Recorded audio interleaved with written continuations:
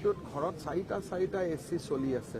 ভাৰতৰ সকলো জায়গাতে বিদ্যুতৰ নাটনি, তথাপিতো গুৱাহাটীতটো বা বাকী জায়গাত লোড শেডিং হোৱা নাই যিমান হ'ব লাগিছিল।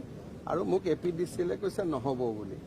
বিদ্যুতৰ বিলটো ডিপেণ্ড কৰিব আমি কিমান বিদ্যুৎ চলাম। এতিয়া এচি ৰুমত চলাওঁ, বিদ্যুতৰ বিলটো আহিবই, কিন্তু বিদ্যুতৰ দাম কোনেও বঢ়োৱা নাই। বিদ্যুতৰ কোনো দাম কোনেও বঢ়োৱা নাই, দাম একেটা আছে।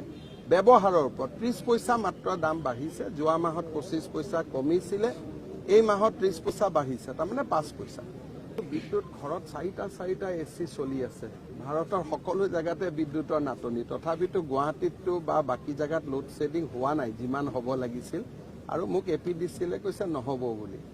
বিদ্যুতৰ বিলটো ডিপেণ্ড কৰিব আমি কিমান বিদ্যুৎ চলাম। এতিয়া এচি ৰুমত চলাওঁ, বিদ্যুতৰ বিলটো আহিবই, কিন্তু বিদ্যুতৰ দাম কোনেও বঢ়োৱা নাই।